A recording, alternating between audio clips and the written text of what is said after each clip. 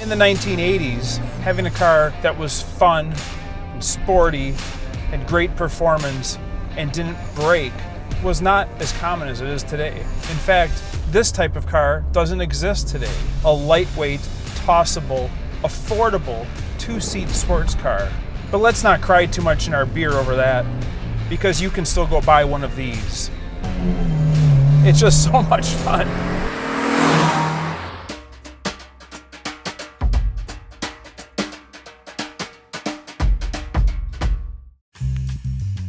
So how much is one of these worth? A popular and dependable little hatchback, the CRX proved to be a great seller. But between high mileage daily drivers or heavily modified tuner cars, finding one in 2021 that is even remotely close to number 2 excellent condition is a special find, and why such a car is valued at $18,000, or nearly $30,000 for a concourse level clean example.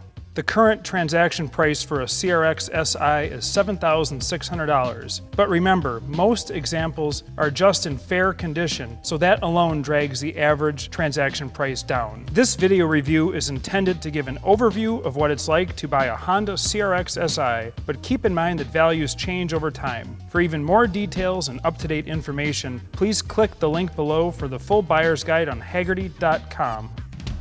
So Honda is an interesting company. It's safe to say they are really the benchmark of economical, reliable cars. But Honda also has another part of their company that makes F1 cars. And the car I'm driving today is the result of what happens when the practical economy car side of the company pays attention to the performance side of the company. I'm driving a 1990 CRX SI. The first generation CRX was introduced in 1984. It was made to be a high-efficiency, very practical, two-seat economy car. 1.3-liter four-cylinder, nice little hatchback. But then in 1985, they introduced the CRX SI, which is a 1.5-liter fuel-injected engine with a performance slant. It was Honda's interpretation of what a hot hatch should be in 1985. And it was a great car. The first generation cars were sold from 1985 to 1987. And then in 1988, the second generation CRX came out. It was bigger, wider, yes, a little heavier, but it also had some notable improvements. Gone was the torsion bar front suspension and the beam rear axle, and in its place was double wishbone suspension all the way around with coilover shocks. A very balanced, capable chassis to finally harness a little bit more of the CRX SI's sportiness. They have a little more torque, a little more power, a little more room, but they didn't lose the magic. In fact, these cars showed their mettle in SCCA competition with multiple class championships, autocross wins, anything you wanted to do, the CRX SI could do it. But really, besides the fact that they're fun to drive and such an enjoyable car, every other aspect of it has really held up as well. It's a comfortable car. The interior is extremely roomy for a car of this size. Every piece feels, well, like a Honda, and that's something special. Looking at the outside of this 1990 CRX SI, it's clear this is a pretty minty example, and most of them are not like this. Unfortunately, many of these cars were too cheap for too long and fell into the wrong hands. Young guys who wanted to soup them up and make them look like a centerfold from a Nopi magazine, or just put huge exhaust and other modifications that really did nothing but hurt the car and the value of the car.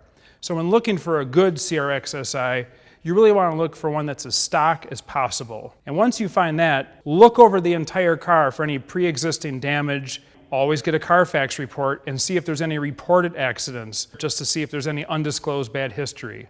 Certain things that age on any old car also age on these.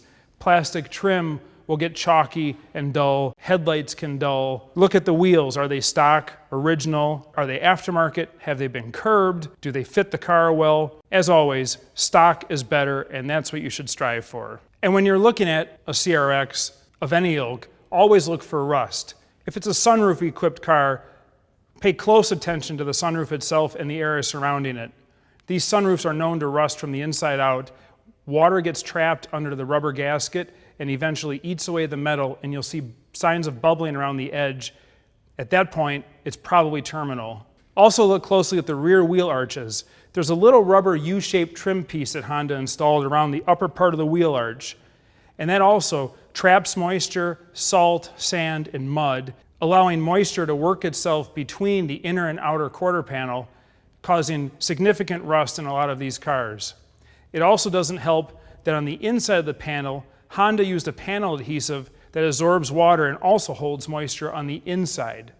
So if you have a sunroof that drains water back into the quarter panel and you have water trapped under this rubber lip, it's a double recipe for disaster. So pay close attention because a lot of these have been repaired. Look for signs of Bondo or welding. And of course, as with any car, look around the whole vehicle. Look at the panel fit, the rocker panels. Look for signs of paintwork inside the door jambs, under the hood, inside the hatch area. Again, these were cheap cars for a long time, so nobody spent concourse level money to repair accident damage or repaint them. So typically signs of any damage, repair, or repainting are obvious because they won't do things like remove the trim and you'll see a tape line, or they won't remove a door handle to repaint the door. So you'll always see a little sign of a repaint. And also look inside all of the panels for the VIN decals and make sure they are all present and match the VIN on the dashboard and the VIN in the driver's door jamb, so you know that all the panels are original to the car. Under the hood of these cars is where modifications are common and oftentimes pretty obvious. For example, if the D-Series engine has been swapped out with a B-Series twin cam engine, that's quite obvious. But lesser obvious modifications are also prevalent. Exhaust headers and different air intakes, cooling system changes, all that kind of stuff is great if you like modifications, but if your ultimate goal is collectability, stock is always where it's at. Stock, these produced 108 horsepower, which is a perfect balance with the chassis. And you have to remember, Honda does do a superior job of engineering their cars. So a stock CRX SI, just the way it left the factory, is entirely enjoyable, tossable, and fun to drive. On the inside, the CRX SI has a great cockpit. It's one of the last great lightweight, two-seat, affordable sports cars sold in this country. And as such, it has a lot going for it. The center stack is angled towards the driver. The 5-speed is right where you want it. The steering wheel doesn't have an airbag, so it's not grotesquely huge. The switchgear is all classic Honda, works perfectly, feels like a quality piece, feels like it will last 300,000 miles like many of them did. Headroom is great. It has nice storage behind the seats and a large hatch. It's really kind of a shame they stopped making cars like this because they are so practical and enjoyable, and the usability is off the charts, especially if you don't have kids. Even though you could make babies in the back, you probably wouldn't want to. It bears mentioning that air conditioning was optional in the CRX, but like any other vintage car with air conditioning, if it fails, expect a hefty repair bill. A compressor alone can cost $400, and when you replace the compressor, you also have to replace the receiver dryer and probably some other parts as well. When buying any old car, always be sure to get up on a hoist and take a look underneath. Especially on a car like a CRX SI that we know can have many aftermarket modifications, you want to ascertain what's original and what's not. And even after that, you want to take a look and see how many deferred maintenance items are sitting there waiting to bite you. Because on a car that costs, let's say, $15,000, if you have to do a $2,000 timing belt and water pump job and add in a pair of $500 wheel bearings or a few brake calipers or a set of tires, you can easily spend as much as 20 or 30% of your purchase price catching up on maintenance items that the previous owner didn't have the mind to do.